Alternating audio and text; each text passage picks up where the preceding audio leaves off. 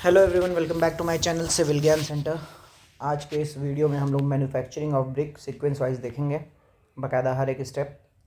Previous lecture में हम लोगों ने इंग्रेडिएंट ऑफ ब्रिक, इंट्रोडक्शन उसका और क्लासिफिकेशन, ये सारी चीज़ें देख ली हैं। अब हम लोग मैन्युफैक्चरिंग ऑफ ब्रिक देखने जा रहे हैं। तो देखिए, सबसे पहला स्टेप प्रिपरेशन ऑफ क्ले है कि हम लोग क्ले को प्रिपेयर करते हैं। एक बार मैं पहले की पॉइंट बता देता हूँ। सबसे पहले क्ले को प्रिपेयर करते हैं, फिर उसको मोल्डिंग करते हैं। मोल्डिंग करने के बाद ड्राइंग के बाद बर्निंग। ये 4 स्टेप में ब्रिक बनती है। ठीक है, preparation of clay, then moulding के बाद ड्राइंग एंड ड्राइंग के बाद बर्निंग। ठीक है, तो चलिए देखते हैं बारी बारी। प्रिपरेशन ऑफ क्ले में क्या करते हैं कि मिट्टी को तैयार करना। अब ऐसा तो नहीं कि कहीं पे भी मिट्टी खोद के उसको मोल्ड के रूप में दे के वो कर देंगे, नहीं। पहले हमको अनसॉइलिंग करनी होगी। जैसे अनसॉइलिंग मतलब जो ऑर्गेनिक मैटर है वहाँ पे मिट्टी के ऊपर जो भी घास फूस ये सब है उनको हटाना होगा। टॉप लेयर ऑफ सॉइल को हटाना होगा, एक तरह से अबाउट 200 mm हटाना होगा। ठीक है, फिर डिगिंग करेंगे, फिर उसमें से मिट्टी खोद के निकालेंगे, the clay is dug out. उसकी क्लीनिंग करेंगे ताकि स्टोन, पेबल्स, वेजिटेशन मैटर्स हट जाए।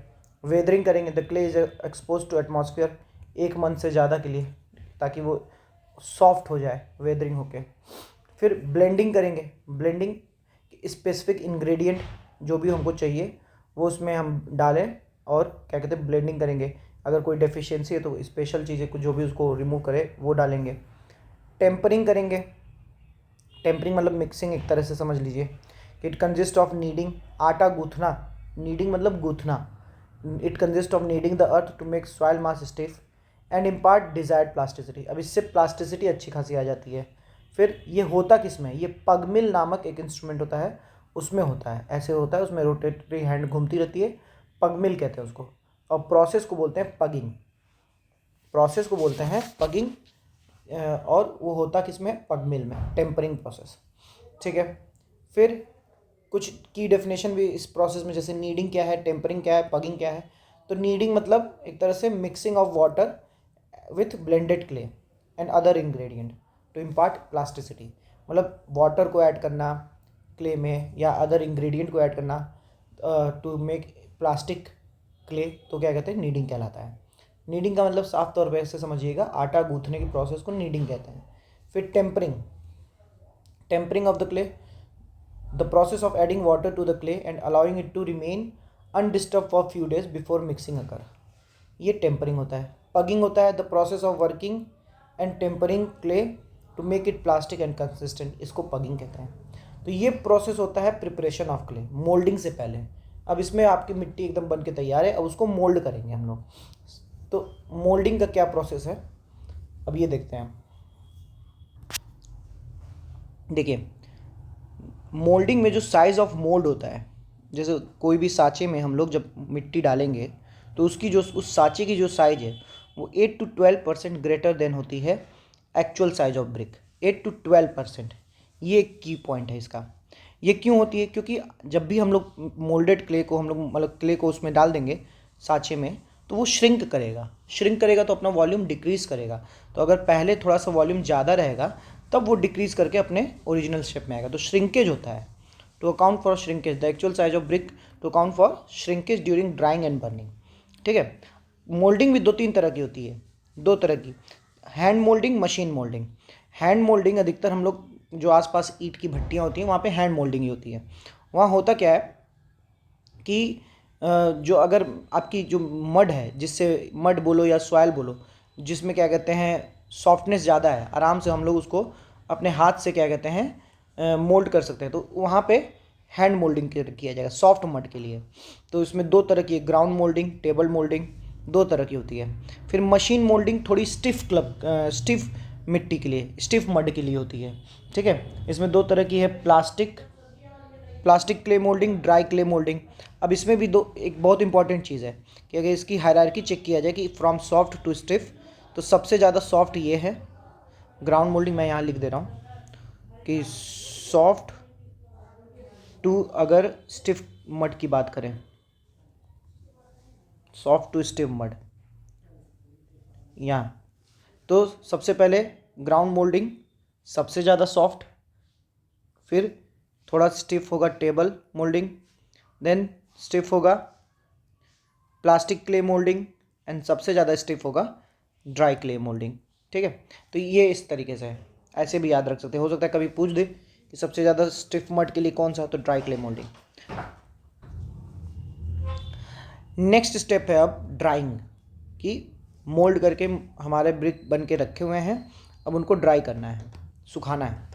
ठीक है, अब देखिए इसमें भी देखिए मेनली जो हमारा ग्रीन ब्रिक का मतलब है कि जो अभी तुरंत हम लोग मोल्ड करके रखे हैं, फ्रेशली मोल्डेड ब्रिक, उसमें जो हमारा मॉइस्चर होता है वो 7 to 30% होता है। पानी अभी उसमें ज़्यादा होता है, 7 to 30% मॉइस्चर होता है। ग्रीन ब्रिक बोले या बिफोर ड्राइंग बोले कि बिफोर ड्राइंग मॉइस्चर जो होगी हमारी 7 to 30% होगी, लेकिन ड्राइंग करने के बाद जो मॉइस्चर रहना चाहिए वो 3% होना चाहिए, 3% से ज़्यादा नहीं होना चाहिए। तो ये ड्राइंग करने से हमारा मॉइस्चर रिड्यूस हो जाता है 3% तक, फिर उसको भेजा जाता है बर्निंग के लिए।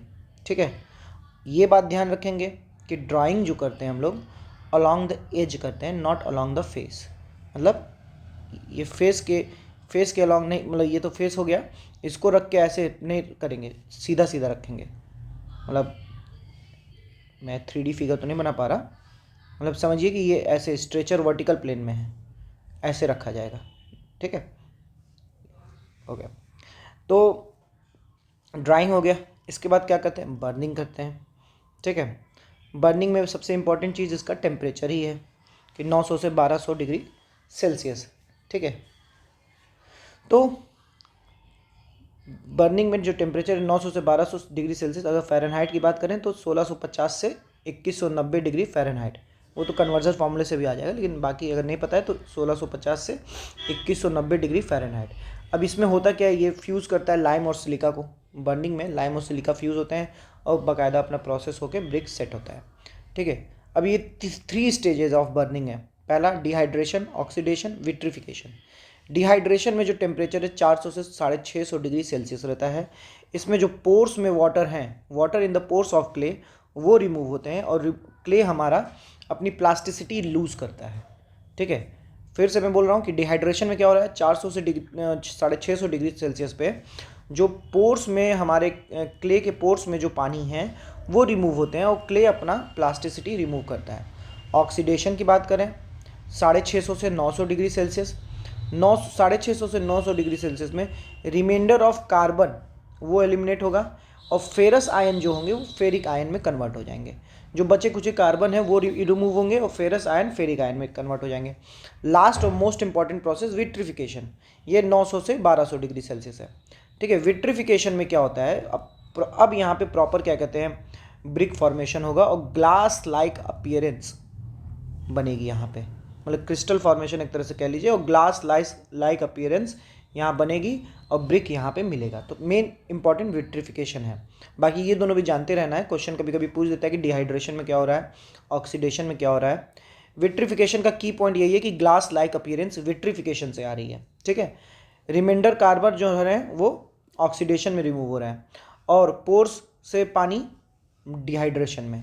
तो कन्वर्जन फार्मूला तो हम लोग बचपन से जानते हैं कि degree Fahrenheit is equal two degree Celsius into 1.8 plus 32।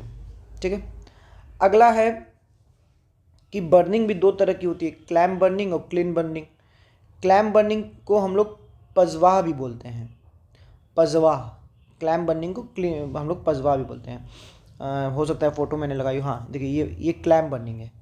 ये अधिकतर आप गांव में जाएंगे तो देखने को मिलेगा कि लोग एक ट्रेपेजॉइडल शेप में, क्या कहते हैं, एक कहीं और भी बनाया नहीं, मैंने और कहीं नहीं बनाया, एक ट्रेपेजॉइडल शेप में एक रूम टाइप की इमारत बना देते हैं, उसमें बीच में जगह रहती है फायर लगाने के लिए, और उसको पूरा जो मोल्ड किए हुए ब्रिक हैं जो ड्राई करने के बाद थोड़े स्टिफ हो चुके हैं उसको रख दिया जाता है, और उसको रखने के बाद उन जो एरिया जहाँ पे आग लगाई जा सकती है आग लगा के छोड़ दी जाती है।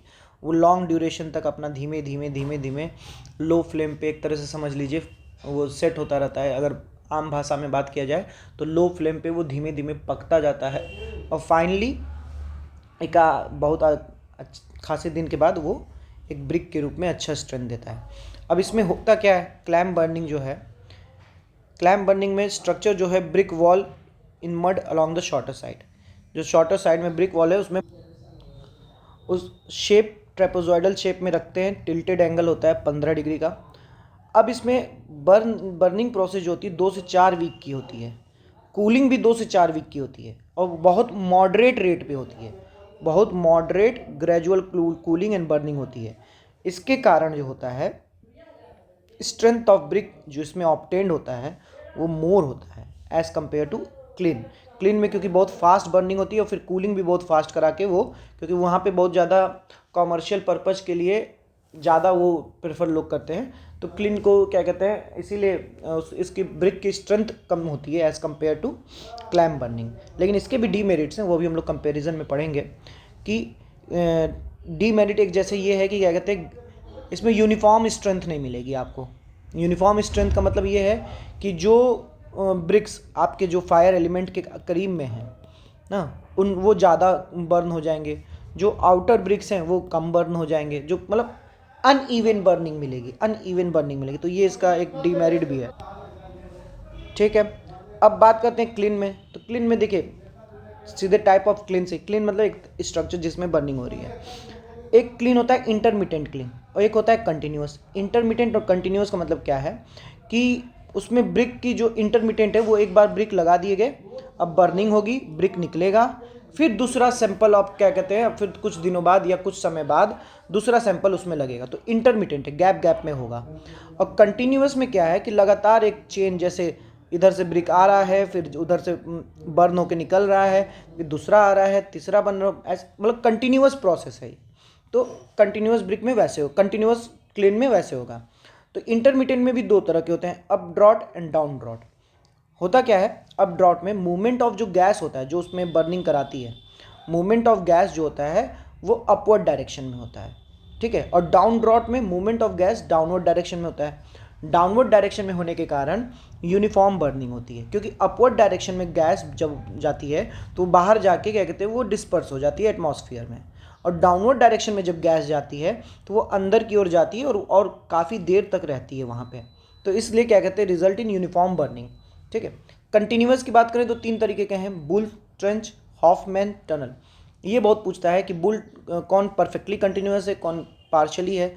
तो बुल ट्रेंच देखिए, ये यहाँ पे अगर आप देख सकते हैं इस ट्रेंच टाइप का रहता है, इसमें एक तरफ से हीट आती है जाती है, ऐसे करके लोग रखते जाते हैं, वो अपना बर्न होते यहाँ पे आती है, फिर यहाँ से उतार लिया जाता है, ऐसे करके बुल ट्रेंच होता है। हॉफमैन एक सर्कुलर टाइप का रहता है, उसमें क्या कहते हैं सर्कुलर ब्रिक इधर से इन करेगी उधर से आउट करेगी, तो ऐसे होता है। तो बुल ट्रेंच को सेमी कॉन्टिन्यूस बोला जाता है, परफेक्टली कॉन्टिन्यूस नहीं है। परफेक्टली कॉन्टिन्यूस आपका हॉफमैन है, ये सर्कुलर और ओवल शेप का होता है। और टनल एक तरह से लीनियर होता है, इधर से जा रही है, ये टनल है, इसमें घुसी, बर्निंग वर्निंग जो भी हुआ यहाँ से निकल गई, तो ये टनल में होता है। तो ये हो गया पूरा, मतलब एक तरह से बर्निंग तक कि कैसे ब्रिक बन रही है। अब थोड़ा सा इसी में क्लीन में ही थोड़ा डिटेलिंग में बुल ट्रेंच इन सब में थोड़ा कंपैरिजन देख लिया जाए। सबसे पहले तो क्लैम्प बर्निंग और क्लीन बर्निंग में। तो क्लैम्प बर्निंग में मैंने क्या बताया था कि अधिकतर ये स्ट्रक्चर बना देते हैं, फिर उसमें आग लगा देते हैं, वो कई दिनों तक आग लगी रहती है, वो अपना जलता है और फिर उसमें से ईंटें निकाल लिए जाते हैं स्ट्रक्चर में से। तो इसमें होता क्या है, क्लैम्प बर्निंग में कैपेसिटी तो अधिक रहती है, 20,000 से 1 लाख ब्रिक एक बार में डाल दिया जाएगा। लेकिन ये स्ट्रक्चर टेम्पररी होता है कि एक बार बन गया, फिर अब वो जब तक पूरा काम नहीं हो जाएगा वो स्ट्रक्चर वैसे रहेगा, फिर उसको तोड़ दिया जाएगा, ठीक है। क्वालिटी ऑफ ब्रिक, इसमें अब देखिए यहाँ पे कंफ्यूज नहीं होना है, यहाँ परसेंटेज गुड ब्रिक की बात कर रहा हूँ। मैंने बोला था स्ट्रेंथ अच्छी होती है, दैट इज़ डिफरेंट थिंग। और यहाँ पे क्वालिटी ऑफ ब्रिक की बात कर रहा है कि परसेंटेज ऑफ गुड ब्रिक्स, जैसे 20,000 ब्रिक हैं तो उसमें से कितनों के अच्छे स्ट्रेंथ हैं, तो परसेंटेज ऑफ गुड ब्रिक इसमें कम होता है, लेकिन स्ट्रेंथ इसकी ज़्यादा होती है, क्योंकि यूनिफॉर्म मतलब ग्रेजुअल बर्निंग और ग्रेजुअल कूलिंग था, तो इसकी वजह से स्ट्रेंथ अच्छी होती है। लेकिन परसेंटेज गुड ब्रिक, मतलब परसेंटेज में कि कितने ब्रिक हैं और कितने अच्छे मिल रहे हैं, वो कम होता है, ठीक है। टाइम फॉर बर्निंग 2 से 6 महीने बर्निंग के लिए लगते हैं और 2 से 6 महीने कूलिंग के लिए लगते हैं, ठीक है। इसका हीट एफिशिएंसी वेस्टेज ज़्यादा है। अब यहाँ बात करें क्लीन के लिए, यही सारी बातें। तो कैपेसिटी एक बार में 25,000 पर डे, परमानेंट स्ट्रक्चर होता है, ठीक है। मोर गुड क्वालिटी ब्रिक्स, इसमें गुड क्वालिटी ब्रिक्स ज़्यादा मिलेंगी। इसमें जो बर्निंग है 24 घंटे के लिए, कूलिंग 12 दिन के लिए, और वेस्टेज इसमें कम होता है, ठीक है। तो ये बात हो गई क्लैम बर्निंग और क्लीन बर्निंग में, ठीक है। कुछ कंपैरिजन बुल्स ट्रेंच और हॉफमैन में भी देख लीजिए। बुल्स ट्रेंच में कैपेसिटी 3 लाख इन 12 डेज और इसमें 40 लाख इन 1 सीज़न, ठीक है। इसका कॉस्ट लो है, इसका हाई है। ये सेमी कॉन्टीन्यूअस है, ये परफेक्टली कॉन्टीन्यूअस है। इसमें quality of good brick is less and इसमें quality of good brick is more. तो ये कंपैरिजन है, याद रखे रहिएगा। लास्ट में कुछ general notes good brick making में कि गुड क्ले क्या होता है। Weathered clay is best for making brick. Moulds किस लकड़ी के बने होने चाहिए। Wooden moulds are generally made up of sheesham, ठीक है। फ्रॉग्स जो होते हैं हैंडमेड होते हैं अगर, तो एक फ्रॉग दिया जाता है एक साइड। फ्रॉग पता है ना, जहाँ पे अपनी कंपनी का नाम लिखा रहता है, लेकिन वो नाम लिखने के लिए नहीं होता है, वो असली में शेयर की का काम करता है फ्रॉग। ये याद रहना चाहिए आप लोग को कि फ्रॉग असली में नाम, मतलब लोग सोच होता होगा, लोग देखते होंगे सोचते होंगे कि ये कंपनी का नाम, जैसे हमारे नाना की ईंट की भट्टी थी तो उसमें SVM नाम से क्या कहते हैं ईंटें बनती थी, सुभाष विद्या मंदिर, ठीक है। तो इसका मतलब ये नहीं है कि वो नाम के लिए है, वो बाकायदा शेयर की का काम करता है कि इसमें मोल्ड डाल देंगे तो वो शेयर की का काम करेगा, वो स्ट्रेंथ डेवलप करता है, ठीक है। तो अगर एक ब्रिक हैंडमेड ब्रिक है तो एक फ्रॉग रहता है, प्रेस्ड ब्रिक है या मशीन मोल्डेड है तो 2 फ्रॉग्स बनाए जा सकते हैं। हैकिंग क्या प्रोसेस होती है। अगर ओपन एटमॉस्फेयर में हम लोग ड्राइंग करा रहे हैं तो उसको हैकिंग बोला जाता है। Drying, wet bricks are dried in open atmosphere for 4 to 5 days, ठीक है। Curing, after moulding bricks should be dried in air 3 to 8 days but not in direct sun, direct sun में नहीं, ठीक है। क्योरिंग मतलब after moulding brick should be dried in 3 to 8 days but not in direct sun. Moisture content कितना होना चाहिए। Dry moulded bricks should have moisture content 5 to 7% and then drying period usually varies from 7 to 14 days। 5 to 7% भी कहीं कहीं देखने को मिलता है, लेकिन अधिकतर ये देखने को मिलता है जो हम लोग ने यहाँ पे पढ़ा कि 7 to 30%, ठीक है। आफ्टर ड्राइंग 3%, ये ज़्यादा इंपॉर्टेंट है तो इसको ज़्यादा याद रखिएगा। ये मैंने यहाँ पे इसलिए लिख दिया क्योंकि मैंने एक क्वेश्चन से पाया था 5 to 7%, वो तो बहुत क्वेश्चन में मिलेगा आपको। तो ये हो गया क्या कहते हैं मैन्युफैक्चरिंग ऑफ ब्रिक के बारे में, ठीक है। प्रोसेस है। सबसे पहले प्रिपरेशन ऑफ क्ले, उसमें कई सारे स्टेप थे। Moulding, then drying, then burning. Preparation of clay में क्या क्या प्रोसेस थे कि अनसॉइलिंग किया गया, मिट्टी हटाई गई, गंदी मिट्टी ना ऊपर की, फिर डिगिंग किया गया, क्लीनिंग किया गया, पत्थर उत्थर उसमें से निकाले गए, वेजिटेबल निकाले गए, वेदरिंग किया गया एटमॉस्फेयर के आगे, ठीक है। ब्लेंडिंग किया गया, टेम्परिंग किया गया, ठीक है। फिर मोल्डिंग, फिर ड्राइंग, फिर बर्निंग। बर्निंग के लिए टेम्परेचर हमेशा पूछे तो 900 से 1200 डिग्री सेल्सियस। डिहाइड्रेशन के लिए 400 से 650, ऑक्सीडेशन के लिए 650 से 900, विट्रिफिकेशन के लिए 900 से 1200 डिग्री सेल्सियस, ठीक है। फिर क्लैम बर्निंग है, क्लीन बर्निंग है, ठीक है। दोनों के बीच में डिफरेंस देख लिए, बुल ट्रेंच और हॉफमैन क्लीन के बीच में डिफरेंस देख लिए। तो ये कंप्लीट हो गया। अब अगला हमारा रहेगा टेस्टिंग ऑफ ब्रिक, ठीक है। वो देखेंगे अगले लेक्चर में। अगर आपको हमारा वीडियो पसंद आया है तो लाइक करिए और पढ़ते रहिए। डेली हम लेक्चर अपलोड कर रहे हैं, और क्योंकि मेरा खुद का भी अपना क्या कहते हैं बहुत सारे 2-3 काम फंसे हैं तो इसलिए थोड़ा स्पीड स्लो है लेक्चर अपलोड करने में, लेकिन लेक्चर आपको मिलते रहेंगे। पढ़ते रहिए। स्टील की प्लेलिस्ट कंप्लीट पड़ी हुई है। BMC भी इस हफ्ते या अगले हफ्ते तक आपको हो सकता है कंप्लीट हो जाए। न्यू ईयर के बाद एक नया सब्जेक्ट शुरू किया जाएगा, ठीक है। तो मिलते हैं आपसे अगले वीडियो में। आपको वीडियो पसंद आए तो लाइक करिए अपने दोस्तों के साथ और शेयर करिए अपने दोस्तों के साथ, कमेंट करिए। आपको कोई मॉडिफिकेशन चाहिए तो वो बताइए। मैं धीमे धीमे देखिए मॉडिफाई कर ही रहा हूँ अपने नोट्स और चीज़ों को, तो अपनी राय हमें दीजिए। धन्यवाद। मिलते हैं आपसे अगले वीडियो में।